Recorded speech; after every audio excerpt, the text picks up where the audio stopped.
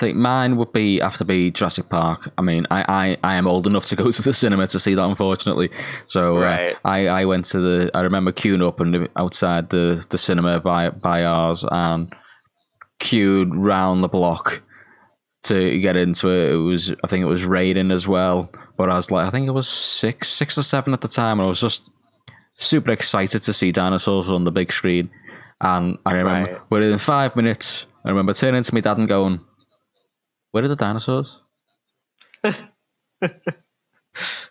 And that you were just like everybody in the Ford Explorer looking for the Dilophosaurus. Yeah. This was before they actually got to the park. I was like, "Where are the dinosaurs?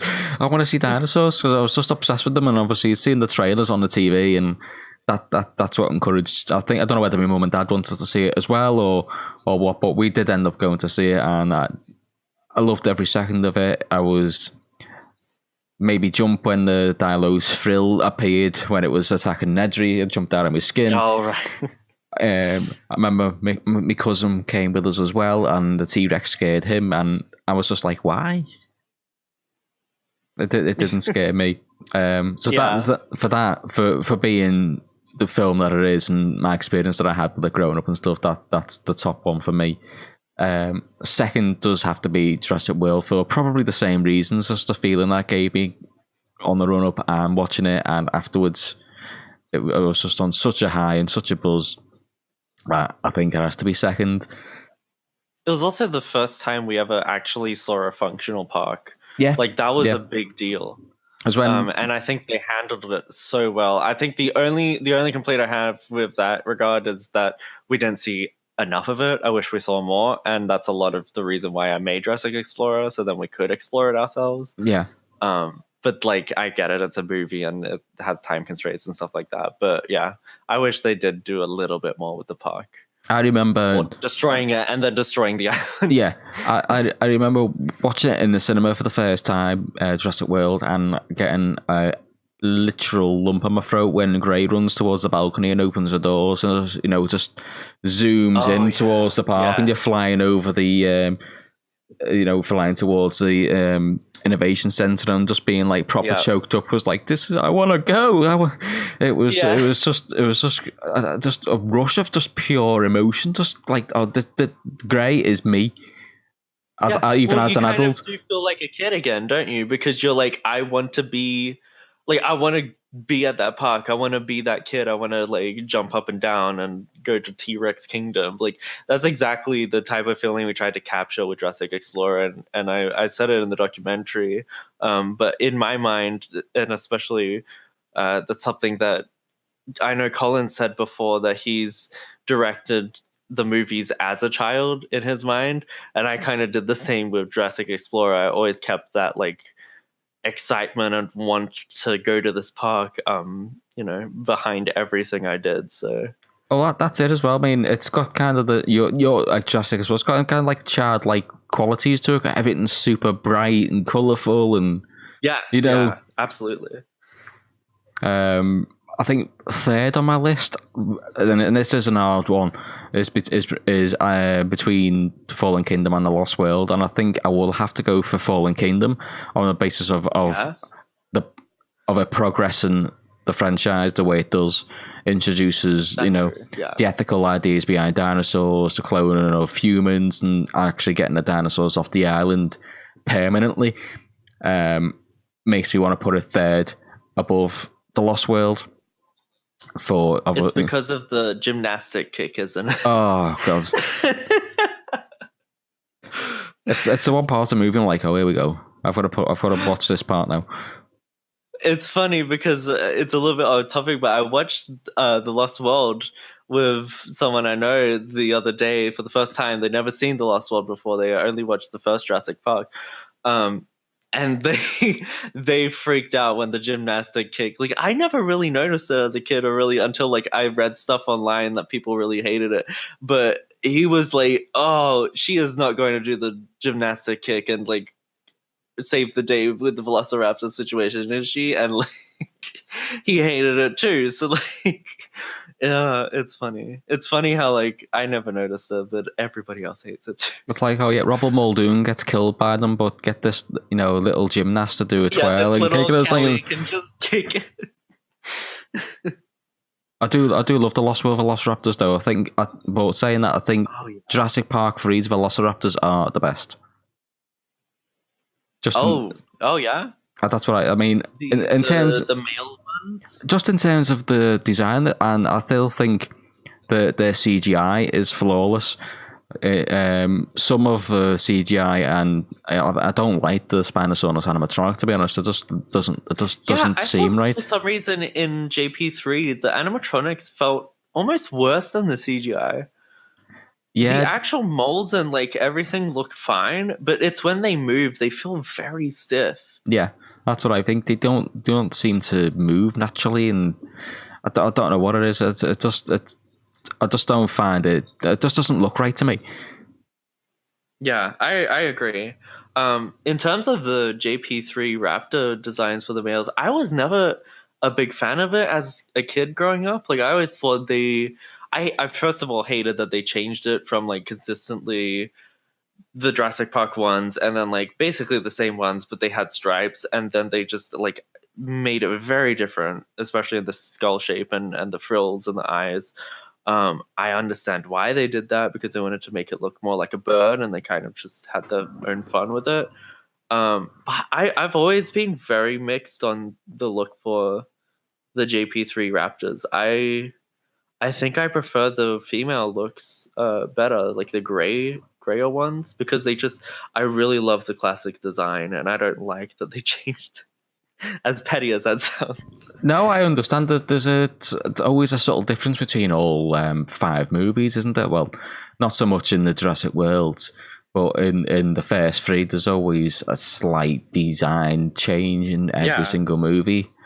I mean, one of the main gripes with the Raptors in the World Series, my girlfriend pointed out, especially in the first one, they're so chunky. They're very well fed. Very much, and I think they kind of did that on purpose because they are at a park. But like, yeah, I definitely noticed that too. I was like, oh, these are a lot bigger than the than the traditional Raptors. But they sorted that out in Fallen Kingdom. I think the thin blew out a lot, which was a lot better because I don't think they should be that chunky anyway. Being as agile as they are, I don't think there's a need. But that's just my personal opinion, to be honest. It does not relevant in any sort of way. Like the people I guess say, Blue had some exercise while she was abandoned. For, she what was it, 3 years? Yeah, she didn't have as many rats on hand. She had to hunt her own food, so she lost a bit of weight. So But that'll be my order. Jurassic Park, Jurassic World, Fallen Kingdom, Lost World, and then obviously Jurassic Park 3 on the bottom. Yeah, that's a pretty good order. It is interesting. Like some people I've seen have put JP3 on top, which is interesting. I've never hated Jurassic Park 3. I've just never found it the best sequel, especially as a Jurassic movie. I don't think it's that great, but I think it's a really fun movie. I don't think it doesn't. Like you could not know it exists at all and not be affected at all. Like it's not like happening. it's affecting the story in between. Yeah. You could miss it out completely and not I'll suffer. say if anything, I mean some people might argue you can kind of do the same with the Lost World too, but the Lost World has a greater importance with T-Rexes and stuff like coming on the mainland, like and Jeff Goldblum's experience with that, like that was more brought up later on, especially in like Fallen Kingdom and stuff like that, than anything that happened in JP3. So yeah. Well, the San Diego incident was the public's first experience of knowing that dinosaurs were back, weren't they? So all of a sudden they know they exist, and so that's how the Kirby's son wants to, go on his dinosaur and adventure with what's his face, Ben Hildebrand. Yeah. So there is a slight link there, but very subtle. Very subtle. I was going to say something else now. I was completely gone out of my head. I can't remember what it was. Doesn't that always happen? It's like, Oh, I think of something to say, and then you say something, and I was like, oh, I just need to respond to that now. Not in a horrible way, but you know what I mean? You start having a conversation, like, I was going to say something in between, and now I can't remember what it was. yeah. Well, hopefully you think... Oh, it's all right. We've been on the phone for nearly an hour, but I think I'll end it there. Yeah. So you can go and get some sleep or carry on. What are you doing now? Carrying on editing or? Oh yeah, editing and then sleep. Long days. Oh, long days. But hey, I'm really excited for this documentary. I think it's gonna be. I'm most excited not just for like people like you who like played the game and stuff like that, but also people who haven't played the game and are just Jurassic fans in the community, because this will be the first, as far as I know, like proper Jurassic Park community made documentary. Like this is really talking about the community. It's talking about Jurassic Explorer. It's talking about game development, working online and working in Perth and stuff like that. Like it's kind of covers a lot of bases, and I hope it's interesting for people who aren't even Jurassic Explorer fans. So well, I'm looking forward to seeing it because I know you've been working so hard on it for months and months. So I'm looking forward to seeing what it's all about and seeing just the kind of development of what you've been doing. I think it's going to be really interesting. Yeah, and I think it's nice to put faces to the community members and the team members as well. Like, you know, we see like all these people on Twitter that we follow and just say, oh, that's that person. But like, it's one thing to do that, and another thing to actually see them like sit down and talk about what they do and who they are and stuff like that. It makes it a bit more personal and a bit more real. So it's a fun thing. So. It does. It's like doing this. I mean, we've been chatting on and off for 18 exactly. months, and it's so nice to actually talk about. I mean, I'm sure you do. You agree yourself. Just talking about something that you really love, and sharing experiences, and it's just such a nice thing to do. And that's why the likes of like Jurassic community is such a great thing. So you get to share your love of dinosaurs and in kind of Jurassic Park related with people who feel exactly the same. Absolutely, yeah, I agree.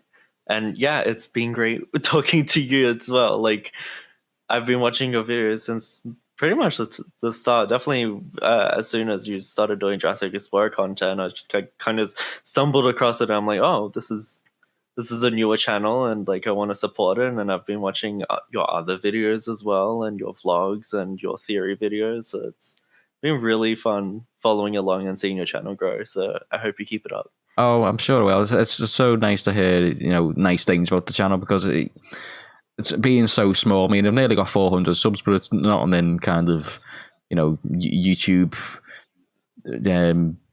things for people with millions and millions. You're not going to be on trending anytime soon. No, I don't think so. But it's so nice to kind of hear, somebody enjoys your content, and it gives you kind of a reason to do it if somebody's enjoying watching your stuff. So yeah, absolutely.